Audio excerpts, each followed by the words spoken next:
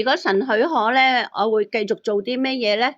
就會讀呢個我喺2021年所編寫嘅傳道書啊。咁就係用呢啲咁嘅參考書編寫嘅。咁總共咧就寫咗13課啊。今日咧就會講嗰個序言啦。嗰個序言咧就再講一章一節咯。一章一節講啲咩嘢咧？就係講不介紹筆者自己啊。咁佢就講喎，以下是傳道者，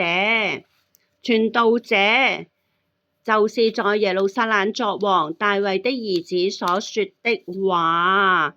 咁而呢個筆者嘅喺職事上，佢咧就係自稱係傳道者。咁喺原文咧就係召集者同埋宣講神嘅信息啊。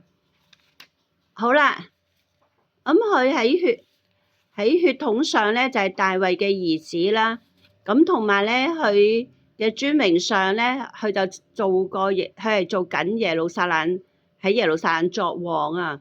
咁所以我哋傳統嘅基督教咧都會推算佢係，因為都依據下文去講到佢自己大有智慧、大有見設啊嘛，所以咧都推算係所羅門王嚟嘅。好啦，今日我哋點樣去繼續去聽跟住落嚟陸陸續續會講嘅內容咧？咁下次咧就會講下文啦，就係傳道書1章2到11節，仍然都係屬於序言嘅。盼望大家會繼續聽啦，亦都願神使用佢自己嘅蒙恩工具嚟俾我哋有信心，亦都堅固我哋信心，帶領我哋直到見主面為止。奉主耶穌基督聖名，阿門。